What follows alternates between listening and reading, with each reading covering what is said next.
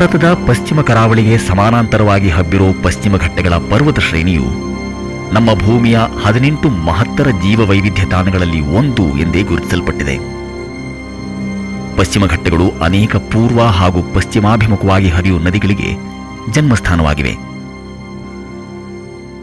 ಈ ನದಿಗಳು ಘಟ್ಟಗಳ ನಿತ್ಯ ಹರಿದ್ವರ್ಣದ ಮಳೆಕಾಡುಗಳನ್ನು ಪೋಷಿಸುವುದರ ಜೊತೆಗೆ ದಕ್ಷಿಣ ಪ್ರಸ್ಥಭೂಮಿಯ ಸಾಮಾಜಿಕ, ಸಾಂಸ್ಕೃತಿಕ ಹಾಗೂ ಆರ್ಥಿಕ ಜನಜೀವನಕ್ಕೆ ಚಾಲಕ ಶಕ್ತಿಗಳಾಗಿವೆ.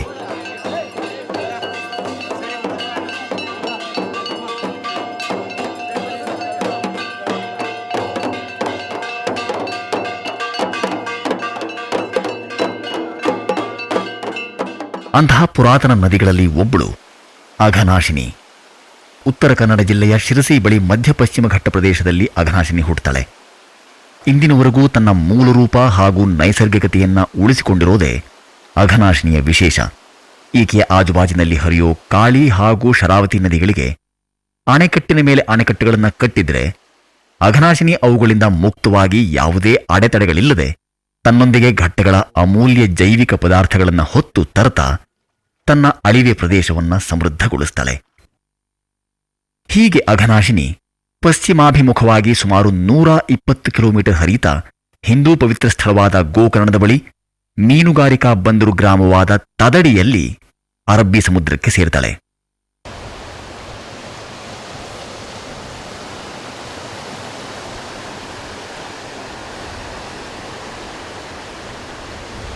ಅಘನಾಶಿನಿ ಹೊತ್ತು ತರೋ ಘಟ್ಟಗಳ ಅಮೂಲ್ಯ ಜೈವಿಕ ಪದಾರ್ಥಗಳಿಂದ ಶ್ರೀಮಂತಗೊಳ್ಳುವ ಈಕೆಯ ಅಳಿವೆ ಅಥವಾ ಮುಖಜ ಪ್ರದೇಶವು ಇನ್ನೂ ವಿಶೇಷವಾಗಿದೆ. ಅಲ್ಲದೆ ಅಘನಾಶಿನಿಯ ಅಳಿವೆ ಪ್ರದೇಶವು ಭೌಗೋಳಿಕವಾಗಿಯೂ ಮಹತ್ವದ್ದಾಗಿದೆ. ಕಾಳಿ ಹಾಗೂ ಶರಾವತಿ ನದಿಗಳ ಅಳಿವೆಗಳು ಸಮುದ್ರಕ್ಕೆ ನೇರವಾಗಿ ತೆರೆದುಕೊಂಡರೆ ಅಘನಾಶಿನಿ ಅಳಿವೆಯು ತನ್ನ ಮುಖಜ ಪ್ರದೇಶದಲ್ಲಿ ಯು ಆಕಾರದಲ್ಲಿ ತಿರುಗುತ್ತಾ ಬಳಸಿಕೊಂಡು ಸಾಗಿ ನಂತರ ಕಡಲನ್ನು ಸೇರುತ್ತದೆ. ಘಟ್ಟ ಪ್ರದೇಶದಿಂದ ಪ್ರವಹಿಸುವ ಮಳೆ ನೀರಿನ ವೇಗವು ಈ ಯು ತಿರುವಿನಲ್ಲಿ ತಗ್ಗಿ ನೀರು ಸುತ್ತಲ ವಿಸ್ತಾರವಾದ ತಗ್ಗು ಪ್ರದೇಶಗಳನ್ನು ಆವರಿಸುತ್ತೆ. ಈ ಪ್ರಕ್ರಿಯೆಯಲ್ಲಿ ಹರಿದುಬರುವ ಜೈವಿಕ ಪದಾರ್ಥಗಳು ಹಾಗೂ ಜೀವಕಣಗಳು ಈ ತಗ್ಗು ಪ್ರದೇಶಗಳನ್ನು ಸಮೃದ್ಧಗೊಳಿಸಿ ಅಲ್ಲಿಯ ವಿವಿಧ ಜೀವ ಸಂಕುಲಗಳಿಗೆ ಅತ್ಯವಶ್ಯಕವಾದ ಪೋಷಕಾಂಶಗಳನ್ನು ಒದಗಿಸುತ್ತವೆ. ಇಷ್ಟಲ್ಲದೆ ಅಘನಾಶಿನಿ ಅಳಿವೆಯಲ್ಲಿ ಅನಾದಿ ಕಾಲದಿಂದಲೂ ಕಾಂಡ್ಲಾ ಕಾಡುಗಳು ಸಮೃದ್ಧವಾಗಿ ಪಸರಿಸಿರುವುದು ಇಲ್ಲಿಯ ಇನ್ನೊಂದು ಹಿರಿಮೆ. ಕಾಂಡ್ಲಾ ಕಾಡುಗಳು ಮಳೆ ಕಾಡುಗಳು ಹಾಗೂ ಸಾಗರ ಗರ್ಭಗಳಲ್ಲಿನ ಕೋರಲ್ ರೀಫ್ಗಳಷ್ಟೇ ಜೈವಿಕ ಉತ್ಪಾದನಾ ಸಾಮರ್ಥ್ಯವನ್ನು ಹೊಂದಿರುತ್ತವೆ. ಈಗಾಗಲೇ ಸಮೃದ್ಧವಾಗಿರೋ ಜೈವಿಕ ಪದಾರ್ಥಗಳ ಜೊತೆಗೆ ಕಾಂಡ್ಲಾ ಗಿಡಗಳ ಉದುರೆಲೆಗಳಲ್ಲಿನ ಪೋಷಕಾಂಶಗಳೂ ಸೇರಿ ಅಳಿವೆಯ ಜೀವಿಗಳಿಗೆ ಆಹಾರ ಸರಬರಾಜನ್ನು ಇನ್ನಷ್ಟು ವೃದ್ಧಿಗೊಳಿಸುತ್ತವೆ. Mangrove sheds leaves faster because they have to excrete salt. ಕಾಂಡ್ಲಾ ಕಾಡುಗಳು ಉತ್ಕೃಷ್ಟ ಸಂತಾನೋತ್ಪತ್ತಿಯ ತಾಣಗಳೂ ಹೌದು. ನದಿಯ ಮತ್ತು ಸಮುದ್ರದ ಮೀನುಗಳು ಅಲ್ಲದೆ ಅನೇಕ ಜೀವ ಪ್ರಭೇದಗಳು ತಮ್ಮ ಮೊಟ್ಟೆಗಳನ್ನಿಟ್ಟು ಮರಿಗಳನ್ನು ಪೋಷಿಸಲು ಅನುಕೂಲವಾಗುವಂತೆ ಕಾಂಡ್ಲಾ ಬೇರುಗಳ ಸಂಕೀರ್ಣ ರಚನೆಗಳು ಸುರಕ್ಷಿತ ಆಶ್ರಯ ಸ್ಥಾನಗಳಾಗಿ ಕಾರ್ಯನಿರ್ವಹಿಸುತ್ತವೆ. ಅಲ್ಲದೆ ಅತಿ ದೃಢವಾದ ಈ ಕಾಂಡ್ಲಾ ಬೇರುಗಳು ನದಿಯ ಹರಿವಿನ ಪಾತ್ರವನ್ನು ನಿಯಂತ್ರಿಸ್ತಾ ಅಳಿವೆಯ ಮಣ್ಣಿನ ಸವಕಳಿಯನ್ನೂ ತಡೆಗಟ್ಟುತ್ತವೆ. ಈ ರೀತಿಯ ವಿಶಿಷ್ಟವಾದ ಪರಿಸರ ವ್ಯವಸ್ಥೆಯು ಅಘನಾಶಿನಿ ಅಳಿವೆ ಹಾಗೂ ಅಲ್ಲಿಯ ಸಮುದ್ರ ಭಾಗವನ್ನು ಒಂದು ಅತ್ಯುತ್ತಮ ಮೀನುಗಾರಿಕಾ ಪ್ರದೇಶವನ್ನಾಗಿ ಮಾಡಿದೆ. Whenever there is a tidal influence, that's when there is tide, high tide, low tide, the estuarine portion transfers the nutrients to the sea. Therefore, the entire coastal fishery depends on the estuarine productivity. ತದಡಿಯ ಬಂದರು ಒಂದು ಬಹುಮುಖ್ಯ ಮೀನುಗಾರಿಕಾ ಬಂದರು ಎಂದು ಪರಿಗಣಿಸಿದ್ದೇ ಆದರೆ ಅದಕ್ಕೆ ಅಘನಾಶಿನಿ ನದಿ ಹಾಗೂ ಆಕೆಯ ಅಳಿವೆಯೇ ಕಾರಣ. ಅಘನಾಶಿನಿ ಅಳಿವೆಯ ಇಂಥ ಅದ್ಭುತ ಉತ್ಪಾದನಾ ಸಾಮರ್ಥ್ಯವು ಈ ಪ್ರದೇಶದಲ್ಲಿ ಒಂದು ಗಮನಾರ್ಹವೂ ಸ್ವತಂತ್ರವೂ ಸದೃಢವೂ ವಿಶೇಷವಾಗಿ ಸ್ಥಳೀಯವೂ ಆದ ಸಾಮಾಜಿಕ ಆರ್ಥಿಕ ವ್ಯವಸ್ಥೆಯೊಂದನ್ನು ಅನಾದಿ ಕಾಲದಿಂದಲೂ ಸುಸ್ಥಿರವಾಗಿ ಪೋಷಿಸ್ತಾ ಬಂದಿದೆ.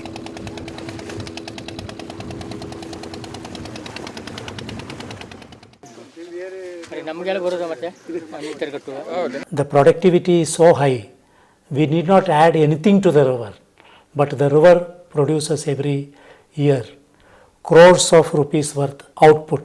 ಅಘನಾಶಿನಿ ಅಳಿವೆಯಲ್ಲಿ ವರ್ಷ ಪೂರ್ತಿ ಮೀನುಗಾರಿಕೆ ಮಾಡಲಾಗುತ್ತೆ. ಮಳೆಗಾಲದಲ್ಲಿಯೂ ಮೀನುಗಾರಿಕೆ ನಡೆಯಲು ಅನುಕೂಲ ಆಗೋ ಹಾಗೆ ಅಳಿವೆಯ ಕಡಿಮೆ ಆಳವು ಸುರಕ್ಷಿತವಾಗಿದೆ. ಆಳ ಸಮುದ್ರದಲ್ಲಿ ಬೃಹತ್ ಪ್ರಮಾಣದಲ್ಲಿ ಯಾಂತ್ರಿಕ ಮೀನುಗಾರಿಕೆ ನಡೀತಿದ್ರೂ ಸಹ ಅಳಿವೆಯ ಸಾಂಪ್ರದಾಯಿಕ ಮೀನುಗಾರಿಕೆ ಇಲ್ಲಿಯ ಸುಮಾರು 9,000 ಮೀನುಗಾರ ಕುಟುಂಬಗಳಿಗೆ ಕೇವಲ ಜೀವನೋಪಾಯವನ್ನಷ್ಟೇ ಅಲ್ಲ, ಸಾಕಷ್ಟು ಕಸುಬನ್ನೂ ಕೂಡ ಮಾಡಿದೆ.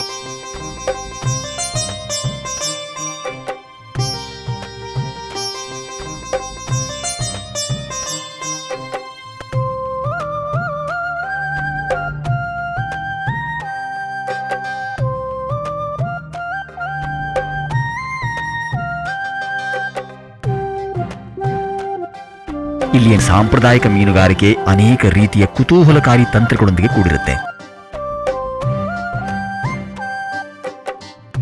ಒಂದೊಂದು ತಂತ್ರಕ್ಕೆ ಒಂದೊಂದು ರೀತಿ ಬಲೆ.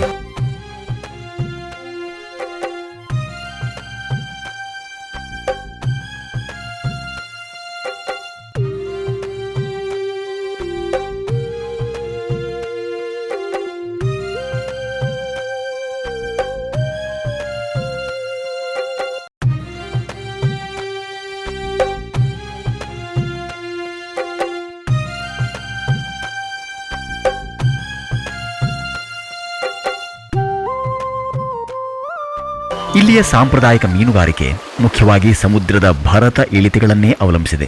ಚಾಂದ್ರಮಾನ ಪಕ್ಷಗಳು ಸಮುದ್ರದ ಏರಿಳಿತದ ಮೇಲೆ ದೊಡ್ಡ ಪರಿಣಾಮವನ್ನು ಬೀರೋದರಿಂದ ಅಳಿವೆಯ ನೀರಿನ ಮಟ್ಟವು ಅತಿ ಹೆಚ್ಚು ಹಾಗೂ ಅತಿ ಕಡಿಮೆಯಾಗೋದರಿಂದ ಮೀನುಗಾರ ಈ ಸಂದರ್ಭಗಳನ್ನು ಸಾಕಷ್ಟು ಚೆನ್ನಾಗಿ ಉಪಯೋಗಿಸಿಕೊಳ್ತಾನೆ. ನೀರಿನ ಹರಿವಿಗೆ ಅಡ್ಡಲಾಗಿ ಗೂಟುಗಳನ್ನು ನೆಟ್ಟು ಅವುಗಳಿಗೆ ಇಳಿತದ ಆರಂಭದಲ್ಲಿ ಬಲೆಗಳನ್ನು ಕಟ್ಟಿ ಮೀನುಗಳನ್ನು ಹಿಡಿಯೋ ಈ ತಂತ್ರಕ್ಕೆ ಜಬ್ಬಿನ ಬಲೆಯನ್ನ ಬಳಸ್ತಾರೆ. ಇಲ್ಲಿಯ ಮೀನುಗಾರರು ಜಬ್ಬಿನ ಬಲೆಯನ್ನ ಹಗಲು ಮತ್ತೆ ರಾತ್ರಿ ಎರಡೂ ಸಮಯದಲ್ಲೂ ಕಟ್ಟಿ ತಮ್ಮ ಕಸುಬನ್ನು ಮಾಡ್ತಾರೆ. ಅನೇಕ ತಲೆಮಾರುಗಳಿಂದ ಈ ಅಳಿವೆಯಲ್ಲಿ ಸಾಂಪ್ರದಾಯಿಕ ಮೀನುಗಾರಿಕೆಯನ್ನೇ ನಂಬಿಕೊಂಡು ಜೀವನ ಸಾಗಿಸುತ್ತಿರೋ ಕುಟುಂಬಗಳಿಗೆ ಮಾತ್ರ ಈ ತಂತ್ರವನ್ನು ಹೂಡಲು ಪರವಾನಗಿ ಇದೆ.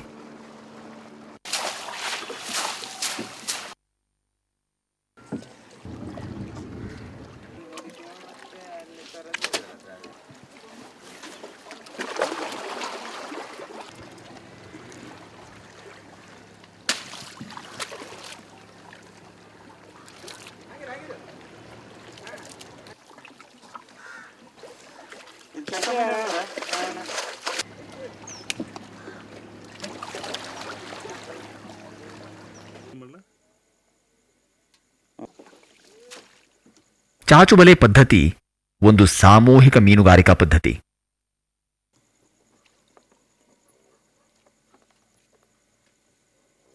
ಭಾರತವು ಪೂರ್ಣವಾಗಿ ಇಳಿತವು ಆರಂಭವಾಗುವ ಸಮಯದಲ್ಲಿ ಅಳಿವೆಯಲ್ಲಿನ ದಿಬ್ಬ ಪ್ರದೇಶಗಳಲ್ಲಿ ವೃತ್ತಾಕಾರವಾಗಿ ಗೂಟುಗಳನ್ನು ಹುಗಿದು ಮೀನುಗಾರರು ತಮ್ಮ ಚಾಚು ಬಲೆಗಳನ್ನು ಕಟ್ತಾರೆ.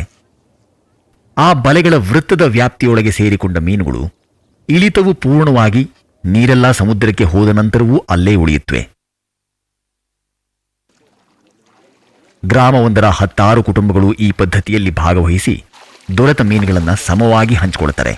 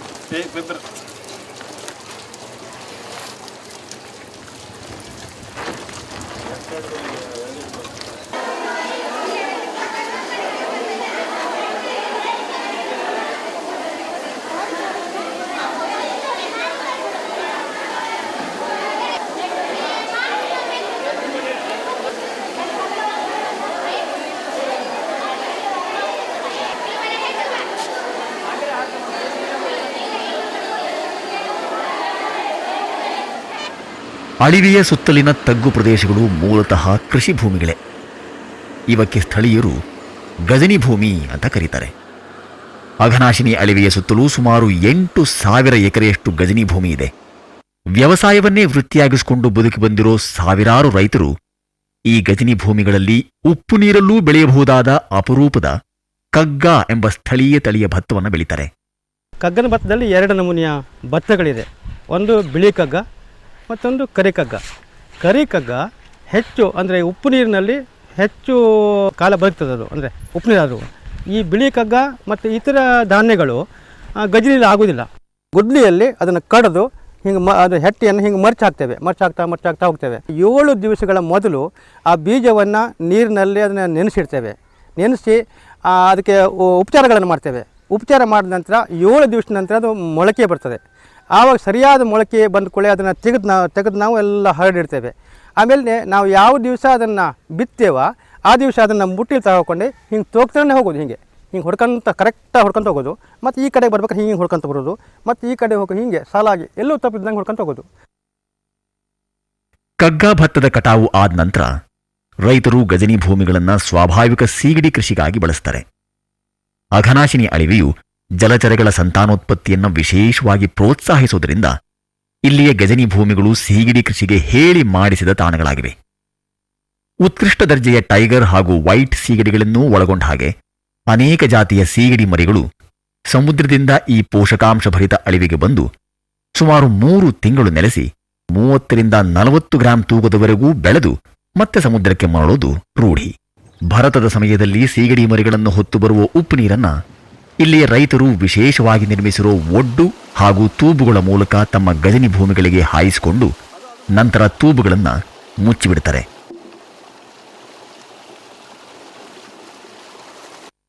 ಇಳಿತದ ಸಮಯದಲ್ಲಿ ತೂಬುಗಳಿಗೆ ಗಂಡಿಬಲೆ ಎನ್ನುವ ವಿಶೇಷ ಬಲೆಯನ್ನು ಕಟ್ಟಿ ನೀರನ್ನು ಮತ್ತೆ ಅಳಿವೆಯೊಳಕ್ಕೆ ಹರಿಬಿಡ್ತಾರೆ.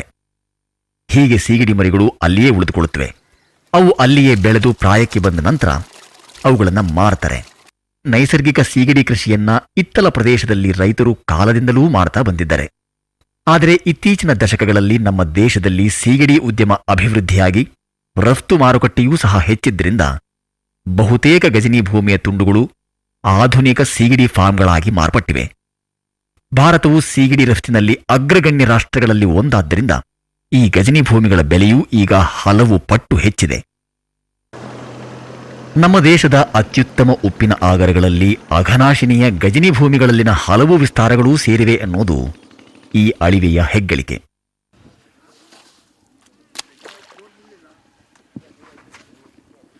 ಇಲ್ಲಿಯ ಕೆಲವು ಉಪ್ಪಿನಾಗರಗಳು ಹಲವು ಶತಮಾನಗಳಿಂದ ಕಾರ್ಯನಿರತವಾಗಿವೆ. ಸಾಣಿಕಟ್ಟಾದ ನಾಗರಬೈಲ ಸಹಕಾರಿ ಉಪ್ಪು ತಯಾರಿಕರ ಸಂಘದ ಉಪ್ಪಿನಾಗರಗಳು 15ನೇ ಶತಮಾನದಿಂದಲೂ ಉಪ್ಪು ತಯಾರಿಕೆಯಲ್ಲಿ ನಿರತವಾಗಿವೆ.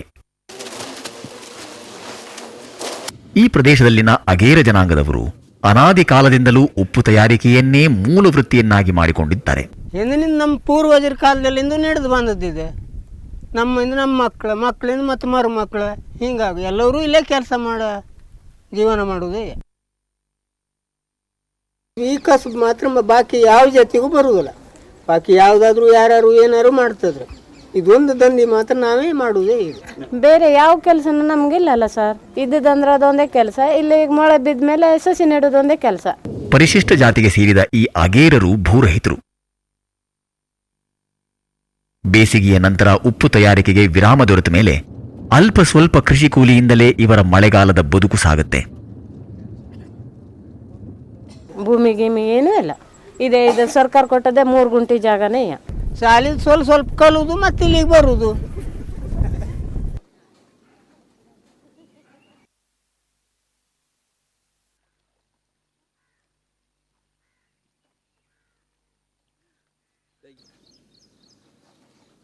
ಗಜನಿ ಭೂಮಿಗಳು ಮೀನುಗಾರಿಕೆಗೂ ಸ್ವಲ್ಪ ಮಟ್ಟಿಗೆ ಅವಕಾಶ ನೀಡುತ್ತವೆ. ಇಲ್ಲಿಯ 4 ಗ್ರಾಮಗಳು ಗಜನಿ ಭೂಮಿಯ ಮೀನುಗಾರಿಕೆಯನ್ನೇ ಅವಲಂಬಿಸಿ ಜೀವನ ನಡೆಸ್ತಾ ಇವೆ.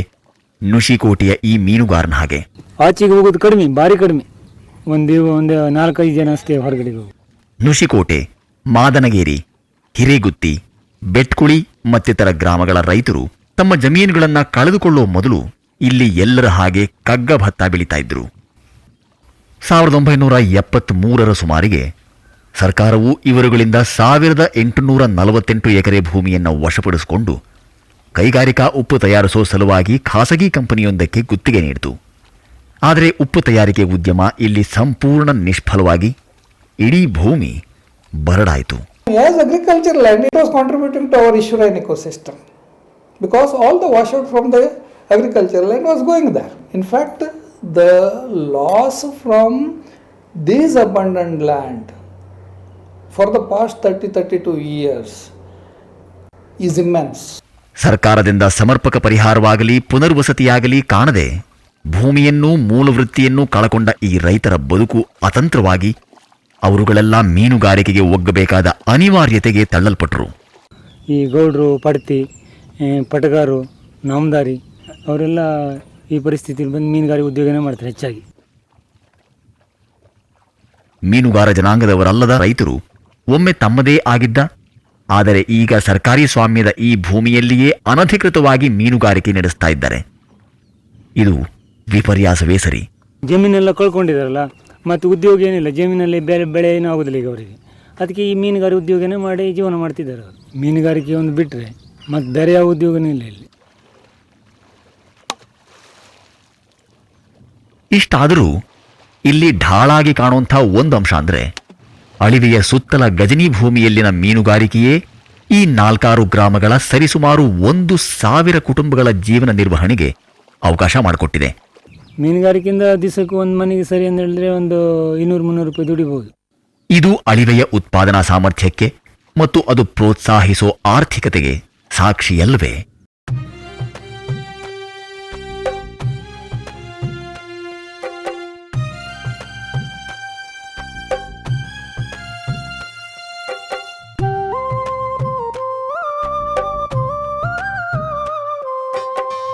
ಅಘನಾಶಿನಿ ಅಳಿವೆಯಲ್ಲಿ ಮೀನುಗಾರಿಕೆಯ ಜೊತೆಗೆ ಮತ್ತೊಂದು ಪ್ರಮುಖವಾದ ಕಸುಬು ಅಂದರೆ ಚಿಪ್ಪು ಮೀನು ಅಥವಾ ಬಳಚು ಸಂಗ್ರಹಣೆ.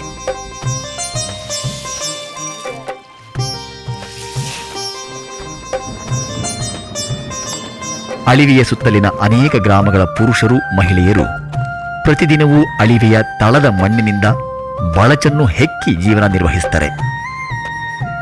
ಇಳಿತದ ಸಮಯದಲ್ಲಿ ಅಳಿವೆಯ ಆಳ ಕಡಿಮೆ ಇರೋದು ಈ ಉದ್ಯೋಗಕ್ಕೆ ಅತ್ಯಂತ ಸಹಕಾರಿಯಾಗುತ್ತೆ.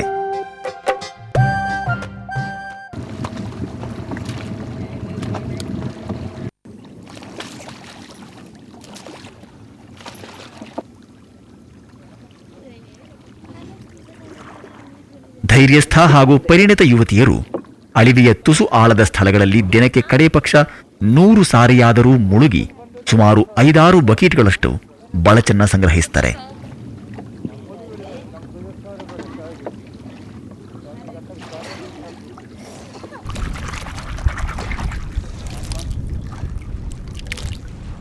ಹಿಂಗೆ ನೀರಲ್ಲಿ ಮುಳುಗುತ್ರ, ನೀರಲ್ಲಿ ಮುಳ್ಕೊಳ್ಕೊಡು ಶ್ವಾಸ ಕಟ್ಟು ಮುಳ್ಕೊಳ್ಕೊಳುವ ನಾವು ಕಾಲ ಬೇಟ್ ಮಾಡ್ತಾರ, ಬೇಟ್ ನೋಡ್ಕೊಂಡು ಅಲ್ಲಿ ಮ್ಯಾಲೆ ಚಿಪ್ಪಿ ಹೊಡಿಕೊಂಡು ಹೊಡ್ತಲ್ಲಿ ಬೇಯ್ತಿದ್ರೆ ತೆಕ್ಕೊಂಡು ಬರ್ತಾರ, ಅಲ್ಲಿ ಮುಗ್ದು ಹಾಕ್ತಾರ ಕೊಲ್ಲಿಲೆಯ ಮುಗ್ದು ಹಾಕೊಂಡು ಹಾಗೆ ಶ್ವಾಸ ಕಟ್ತಾ ಬೇಕಂದ್ರೆ ಮೇಲೆ ಬರ್ತಾರ. ನಾವು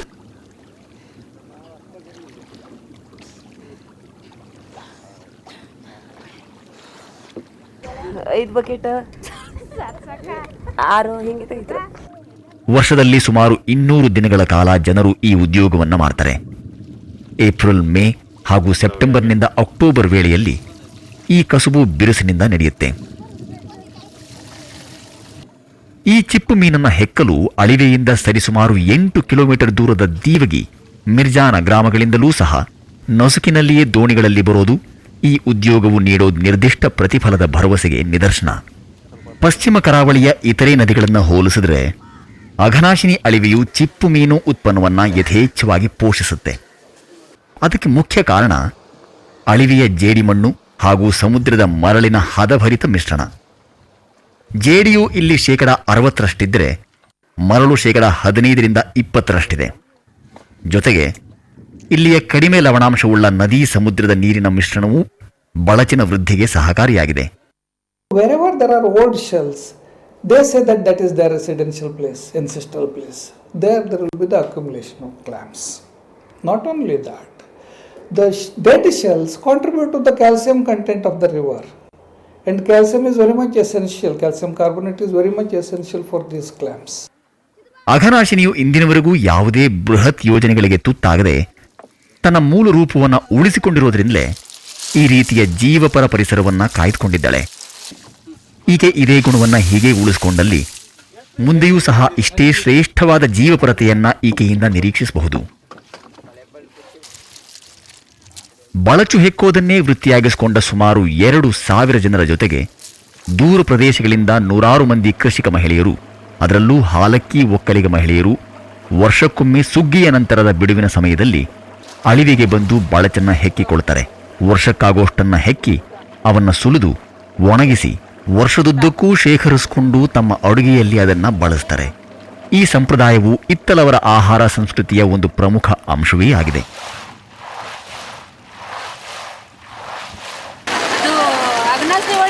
ಗಾಡಿ ಮೇಲೆ ಹಾಕಿ ಬಂದ್ರಿ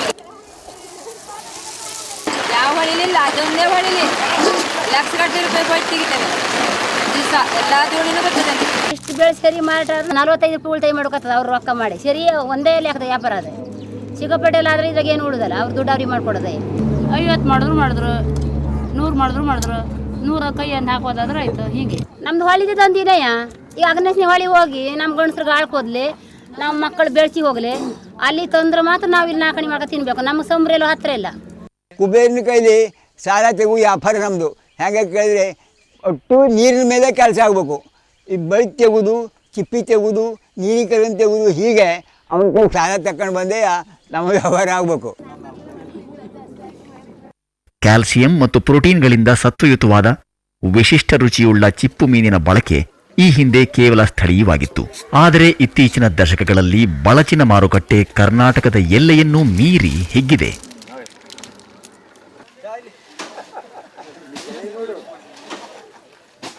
ಮಳೆಗಾಲದಲ್ಲಿ ಇದಕ್ಕೆ ಒಳ್ಳೆ ರೇಟ್ ಉಂಟು. ರೇಟ್ ಅಂದರೆ ಸಾಧಾರಣ ಒಂದು ಬೇಗ 100-120 ರೂಪಾಯಿ ಹೋಗ್ತದೆ. ಕೆಲವು ಅನುಕೂಲಸ್ಥ ಮೀನುಗಾರರು ಬಳಚನ್ನ ಹೆಕ್ಕಿ ತಮ್ಮ ಮನೆಗಳ ಮುಂದೆಯೇ ಅಳಿವೆಯ ತಳದಲ್ಲಿ ಶೇಖರಿಸಿಕೊಂಡು ಮಳೆಗಾಲದ ಸಮಯದಲ್ಲಿ ಅವುಗಳ ಬೇಡಿಕೆ ಹೆಚ್ಚಾದಾಗ ತೆಗೆದು ಹೆಚ್ಚಿನ ಬೆಲೆಗೆ ಮಾರೋ ರೂಢಿಯನ್ನು ಬೆಳೆಸಿಕೊಂಡಿದ್ದಾರೆ.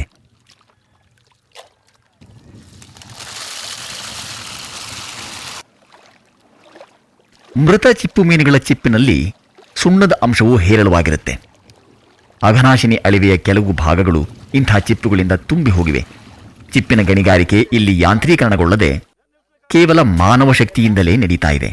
ಹೀಗಾಗಿ ಈ ಗಣಿಗಾರಿಕೆ ಇಲ್ಲಿಯ ಮೀನು ಸಂತತಿಗಳ ಬೆಳವಣಿಗೆಗೆ ಹಾಗೂ ಅಳಿವೆಯ ಜೀವಸಂಕುಲ ಪರಿಸರಕ್ಕೆ ಅತ್ಯಂತ ಕನಿಷ್ಠ ಪ್ರಮಾಣದಲ್ಲಿ ಧಕ್ಕೆಯನ್ನುಂಟು ಮಾಡುತ್ತೆ ಅಂತ ಹೇಳಲಾಗುತ್ತೆ.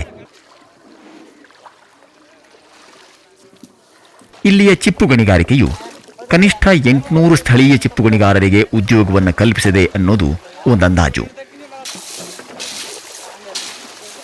ಗಣಿಗಾರರು ಇಲ್ಲಿ ದಿನಕ್ಕೆ ಕೇವಲ 4ರಿಂದ 6 ಗಂಟೆಗಳ ಕಾಲ ಶ್ರಮಿಸಿ 300ರಿಂದ 400 ರೂಪಾಯಿ ದುಡಿತಾರೆ. The individual worker can earn 1,500 rupees a day if he works properly. ಇದು ದೀವಗಿ ಗ್ರಾಮದಲ್ಲಿರೋ ಚಿಪ್ಪಿನಿಂದ ಸುಣ್ಣ ತೆಗೆಯುವ ಒಂದು ಭಟ್ಟಿ. ಕುಮಟಾ ತಾಲ್ಲೂಕಿನಲ್ಲಿ ಇಂಥ 10 ಭಟ್ಟಿಗಳು ಗೃಹ ಕೈಗಾರಿಕೆಯ ಮಟ್ಟದಲ್ಲಿ ಕಾರ್ಯನಿರ್ವಹಿಸ್ತಾ ಇವೆ. ಈ ಭಟ್ಟಿಗಳ ಉಳಿವು ಸಂಪೂರ್ಣವಾಗಿ ಅಘನಾಶಿನಿಯ ಚಿಪ್ಪಿನ ಸರಬರಾಜಿನ ಮೇಲೆಯೇ ಅವಲಂಬಿಸಿದೆ. ಹಲವು ರೀತಿಯ ಸ್ಥಳೀಯ ಬಳಕೆಗೆ ಉಪಯುಕ್ತವಾಗುವ ಈ ಸುಣ್ಣ ಅಡಿಕೆ ತೋಟಗಳಿಗೆ ಕ್ರಿಮಿನಾಶಕವಾಗಿಯೂ ಬಳಕೆಯಾಗುತ್ತೆ. ಬಿದಿರಿನಿಂದ ಬುಟ್ಟಿ ಹೆಣೆಯೋ ಸ್ಥಳೀಯ ಕಸುಬು ಸಂಪೂರ್ಣವಾಗಿ ಅಘನಾಶಿನಿ ಅಳಿವೆಯ ಆರ್ಥಿಕತೆಯ ಮೇಲೆ ನಿಂತಿದೆ. ಈ ಸಾಂಪ್ರದಾಯಿಕ ಮೇದರ ಕಸುಬಿನ ಅಳಿವು ಉಳಿವು ಅಳಿವೆಯ ಆರೋಗ್ಯಪೂರ್ಣ ನಿರ್ವಹಣೆಯ ಮೇಲೆಯೇ ಇದೆ ಅನ್ನೋದು ಪ್ರತ್ಯೇಕವಾಗಿ ಹೇಳಬೇಕಾಗಿಲ್ಲ. ಹಾಗೆಯೇ ನಾಡ ದೋಣಿಗಳನ್ನು ರಿಪೇರಿ ಮಾಡೋ ಕುಶಲಕರ್ಮಿಗಳ ಭವಿಷ್ಯವೂ ಸಹ ಮೇದರಂತೆಯೇ ಅಳಿವೆಯ ಉತ್ಪಾದನಾ ಸಾಮರ್ಥ್ಯವನ್ನೇ ಆಧರಿಸಿದೆ. ತನ್ನನ್ನೇ ನಂಬಿರೋ ತನ್ನ ಮಕ್ಕಳಿಗೆ ಅಘನಾಶಿನಿ ಅಳಿವೆ ಕೊಡಮಾಡೋ ಮತ್ತೊಂದು ಆರ್ಥಿಕ ಸಂಪನ್ಮೂಲವೆಂದರೆ ನೀಲಿ ಕಲಗ.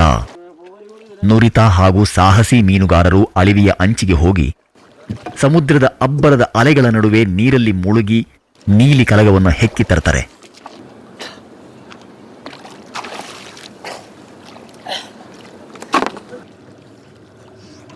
ಐದಡಿ ಆಳ ಇರುತ್ತದು. ಆಳಕ್ಕೆ ಹೋಗಿ ಕೈಲಿ ಆದಷ್ಟು ತಾಕತ್ ಮಾಡಿ ಬಗ್ಸೋದು. ಶಕ್ತಿ ನಮ್ಮಲ್ಲಿ ಇದ್ದಷ್ಟು ಹಾಕಿ ಬಗ್ಸೋದು. ಬಗ್ಸಿದ ನಂತರ ಮೇಲೆ ತಗೊಬಂದ್ರೆ ಬರ್ಬೇಕಾದ್ರೆ ಸ್ವಲ್ಪ ಅವಸರ ಕಟ್ತದೆ, ಆದ್ರೂ ಬಿಡಬಾರ್ದು. ಚಿಪ್ಪು ಮೀನಿನ ಹಾಗೆ ನೀಲಿ ಕಲಗವೂ ಸಹ ಅಘನಾಶಿನಿಯ ಮಕ್ಕಳಿಗೆ ರುಚಿಕಟ್ಟಾದ ಸತ್ವಯುತ ಆಹಾರವನ್ನು ಒದಗಿಸೋ ಜೊತೆಗೆ ಅವರ ಆರ್ಥಿಕತೆಗೆ ಬೆಂಬಲವಾಗಿ ನಿಲ್ಲುತ್ತೆ. ಒಂದೊಂದು ಟೈಮಿಗೆ ನಾವು 1000, 1500, 2000 ಹೀಗೆ ತೆಗಿತೀವಿ. ತಿಂಗಳಿಗೆ ಸಾಮಾನ್ಯ ಉಳಿತಾಯ ಏನಿಲ್ಲ, ದುಡಿಯೋದು 6000 ಇರ್ಬೋದು ಅಂದಾಜು.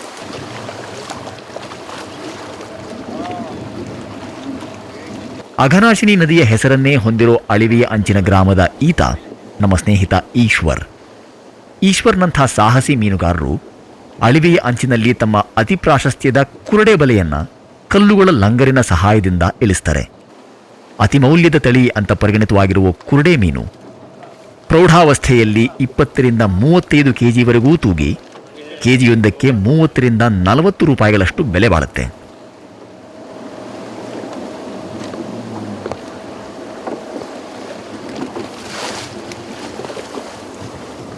ಈಶ್ವರ್ ತನ್ನ ಕುರುಡೆ ಬಲೆಯನ್ನ 3-4 ದಿನಗಳ ಕಾಲ ನೀರಿನಲ್ಲೇ ಬಿಟ್ಟು ಪ್ರತಿದಿನ ಇಳಿತದ ಸಮಯದಲ್ಲಿ ಮೀನಿಗಾಗಿ ಶೋಧಿಸ್ತಾ.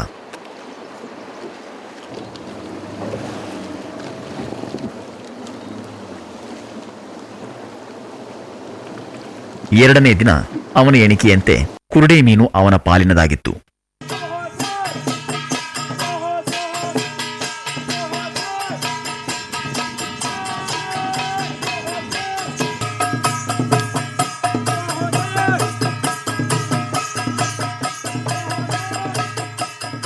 ಮಾನವೀಯ ಚಹರೆಯ ಸುಸ್ಥಿರ ಅಭಿವೃದ್ಧಿಯನ್ನು ನಾವು ಬಯಸೋದೇ ಆದರೆ, ವಿನೂತನ ಹಸಿರು ಜಗತ್ತನ್ನು ನಾವು ಬಯಸೋದೇ ಆದರೆ, ಭವಿಷ್ಯದ ಅನಂತ ಪೀಳಿಗೆಗಳಿಗೆ ಸಮಪಾಲಿನ ಪರಿಸರ ಮೌಲ್ಯ ಹಾಗೂ ಆರ್ಥಿಕತೆಯನ್ನು ನಾವು ಬಯಸೋದೇ ಆದರೆ, ಅಘನಾಶಿನಿ ಮತ್ತು ಆಕೆಯ ಅಳಿವೆ ನಮಗೆ ಉತ್ಕೃಷ್ಟ ಉದಾಹರಣೆ ಹಾಗೂ ದಾರಿದೀಪವಾಗಿವೆ. ಪ್ರಾಯಶಃ ಕರ್ನಾಟಕದ ಯಾವುದೇ ನದಿ ಅಥವಾ ಅಳಿವೆಯೂ ಸರಿದೂಗಲಾರದಂಥ ಅಘನಾಶಿನಿ ಮತ್ತು ಆಕೆಯ ಅಳಿವೆಯು ತನ್ನ ಕಾಂಡ್ಲಾ ಕಾಡುಗಳ ಸಮೃದ್ಧಿಯಿಂದಾಗಿ ಪರಿಸರದ ದೃಷ್ಟಿಯಿಂದ ಅತಿ ಸೂಕ್ಷ್ಮ ಪ್ರದೇಶ ಅಂತ ಗುರುತಿಸಲ್ಪಟ್ಟಿದೆ. ಕೋಸ್ಟಲ್ ರೆಗ್ಯುಲೇಟರಿ ಪ್ರಾಧಿಕಾರವು ಜಲಚರಗಳ ಸಂತಾನೋತ್ಪತ್ತಿಯನ್ನು ಪೋಷಿಸೋ ಈ ಕಾಂಡ್ಲಾ ಕಾಡುಗಳ ಪ್ರದೇಶವನ್ನ ಸೂಕ್ಷ್ಮಾತಿ ಸೂಕ್ಷ್ಮ ಎಂಬರ್ಥದಲ್ಲಿ CRZ11 ಅಂತ ವರ್ಗೀಕರಿಸಿದೆ. ಅಳಿವೆಯ ನೀರನ್ನು ಕಲುಷಿತಗೊಳಿಸೋದಾಗಲಿ, ಅಳಿವೆಯಲ್ಲಿ ಯಾವುದೇ ರೀತಿಯ ನಿರ್ಮಾಣಗಳನ್ನಾಗಲಿ ಅಥವಾ ಮತ್ತಾವುದೇ ರೀತಿಯ ಆಧುನಿಕ ಅಭಿವೃದ್ಧಿಯನ್ನು ಕೈಗೊಳ್ಳೋದೇ ಆಗಲಿ ಆದರೆ ಅದು ಅಘನಾಶಿನಿ ಪರಿಸರಕ್ಕೆ ಮತ್ತು ಆಕೆಯನ್ನೇ ಅವಲಂಬಿಸಿದ ಆಕೆಯ ಮಕ್ಕಳ ಸಾಮಾಜಿಕ ಆರ್ಥಿಕ ಜೀವನಕ್ಕೆ ಅಡಚಣೆ ಒಡ್ಡದ ಹಾಗೆ ಆಗತ್ತೆ.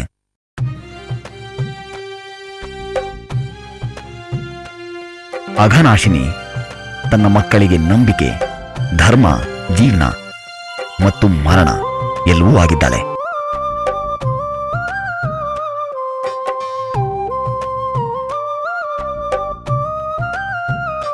ಇಲ್ಲಿಯ ಪರಿಸರಕ್ಕೆ ಹಾಗೂ ಈ ನದಿಗೆ ಅತ್ಯಂತ ಕನಿಷ್ಠ ಪ್ರಮಾಣದಲ್ಲಿ ಹಾನಿಯನ್ನುಂಟು ಮಾಡುವ ಈ ಜೀವನ ಕ್ರಮಕ್ಕೆ ಸರಿಸಾಟಿಯಾಗುವ ಮತ್ತೊಂದು ಪರ್ಯಾಯ ವ್ಯವಸ್ಥೆಯನ್ನು ಊಹಿಸಲಾದರೂ ಸಾಧ್ಯವೇ? ಈ ಅಳಿವೆಯು ದಯಪಾಲಿಸಿರುವ ಸರ್ವಸ್ವತಂತ್ರ ಹಾಗೂ ಸ್ಥಳೀಯ ಆರ್ಥಿಕ ವ್ಯವಸ್ಥೆಯನ್ನು ತೊಡೆದುಹಾಕಿ ಅದರ ಸ್ಥಾನವನ್ನು ಆಕ್ರಮಿಸಬಹುದಾದ ಇದಕ್ಕಿಂತಲೂ ಮಹತ್ವದ ಮತ್ತೊಂದು ವ್ಯವಸ್ಥೆಯನ್ನು ಊಹಿಸಲಾದರೂ ಸಾಧ್ಯವೇ? ಅಘನಾಶಿನಿಯ ಮಕ್ಕಳು ಇಲ್ಲಿ ಸುಖಿಸುತ್ತಿರುವ ನಿರಂತರ ಜೀವನಾಧಾರವನ್ನು ಬದಲಿಸಿ ಅಷ್ಟೇ ದೃಢವಾದ ಜೀವನಾಧಾರದ ಆಶ್ವಾಸನೆಯನ್ನು ನೀಡುವ ಸರ್ಕಾರವೊಂದು ಇರಬಲ್ಲುದೇ? ಅಘನಾಶಿನಿಯು ತನ್ನ ಮಕ್ಕಳ ಮೇಲೆ ಕರುಣಿಸಿರುವ ಸುವಿಧೆಯನ್ನು ಅಳಿಸಿ ಅಷ್ಟೇ ವರದಾಯಕವಾದ ಪರ್ಯಾಯವನ್ನು ಸ್ಥಾಪಿಸಬಲ್ಲ ಮತ್ತೊಬ್ಬ ದೇವರಾದರೂ ಇರಬಲ್ಲನೆ?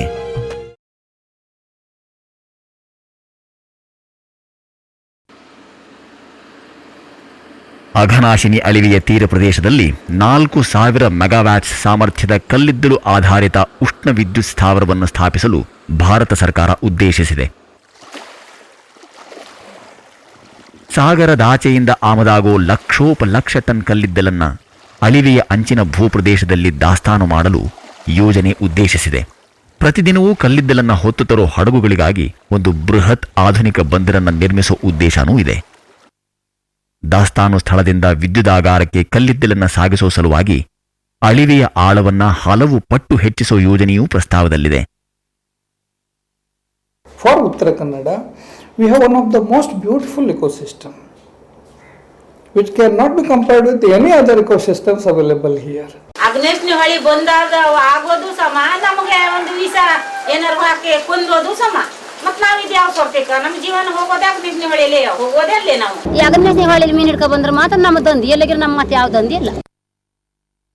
think this Om Beach is one of the most beautiful places I ever been. It's very natural. The Indian people meet the Western people here, and it's like it's a nice place to meet. The beach like this, I don't want nothing to change. It's a very famous place in Israel. And if all the 1800 acres are converted into a wonderful mangrove, no other place in the west coast can compete with this. That will be one of the most beautiful ecosystem.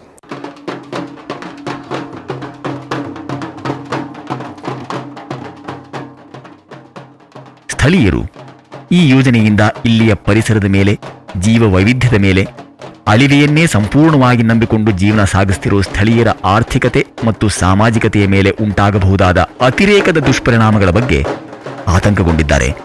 ದುರ್ವಿಹುಲ್ನಂಗೆ ಸಾಯ್ತೇವೆ ಅಥವಾ ಹುಟ್ಟುತ್ತೇವೆ, ಹೀಗೆ ಬೇಸಿಗೆಗೆ ಸಾವುದು, ಮಳೆಗಾಲಕ್ಕೆ ಹುಟ್ಟುವುದು, ಈ ರೂಪದಲ್ಲಿ ನಾವು ಜೀವನ ಮಾಡ್ಕೊತವ್ರೆ. ಆದ್ದರಿಂದ ಈ ಉಷ್ಣತೆ ಅವರ ತಂದುಕೊಂಡು ನಮಗೆಲ್ಲ ಜನತೆಗೆ ತ್ರಾಸಾಗುವಂತೆ ನೀವು ಮಾಡಬೇಡಿ ಅಂತ ಹೇಳ್ಕೊಂಡು ನಮಸ್ಕಾರ ಮಾಡಿ ಹೇಳ್ತೇನೆ. ಜಲವಿದ್ಯುತ್ ಯೋಜನೆ ಇರಲಿ, ಅಣುವಿದ್ಯುತ್ ಯೋಜನೆ ಇರಲಿ, ಸೀಬರ್ ನೌಕಾನೆಲೆ ಇರಲಿ, ಈ ಎಲ್ಲ ಕಾರಣಗಳಿಗೋಸ್ಕರ ನಾವು ಈಗ ಏನನ್ನು ಕಳ್ಕೊಂಡಿದ್ದೇವೆ ಇದಕ್ಕೂ ಹೆಚ್ಚು ಇದು ಒಂದೇ ಯೋಜನೆಯಲ್ಲಿ ನಾವು ಕಳ್ಕೊಳ್ಬೇಕಾದ ಪ್ರಸಂಗ ಬರ್ತದೆ. ಅರ್ಥಾತ್ ಉತ್ತರ ಕನ್ನಡ ಜಿಲ್ಲೆ ಒಂದು ಬೋಳು ಗುಡ್ಡ ಆಗಬೇಕಾದ ಕಾಲ ಬರಬಹುದು. ಇಲ್ಲಿಯ ಜನರ ನಮ್ಮೆಲ್ಲರ ದೃಷ್ಟಿಯನ್ನು ತುಂಬ ಅಮಾನವೀಯ ಇದು. ಇಲ್ಲಿಯ ಅನುಪಮ ಪರಿಸರ ಮತ್ತು ಆರ್ಥಿಕತೆಯನ್ನು ಒಂದಿಷ್ಟೂ ಲೋಪವಿಲ್ಲದ ಹಾಗೆ ಉಳಿಸಿಕೊಳ್ಳೋದೇ ಸ್ಥಳೀಯರ ಸಾಮೂಹಿಕ ಚಿಂತನೆಯಾಗಿದೆ. ಪ್ರಜಾಪ್ರಭುತ್ವ ದೇಶವೊಂದು ತನ್ನ ಸಮಾಜದ ಈ ಸಾಮೂಹಿಕ ಚಿಂತನೆಯನ್ನು ಕಡೆಗಣಿಸಿ ಯೋಜನೆಯನ್ನು ಅನುಷ್ಠಾನಗೊಳಿಸಿ ತನ್ಮೂಲಕ ಜನತಂತ್ರದ ಅರ್ಥವನ್ನೇ ಕಳೆದುಕೊಳ್ಳುವ ಸಾಮರ್ಥ್ಯವನ್ನು ಹೊಂದಿರುವುದೇ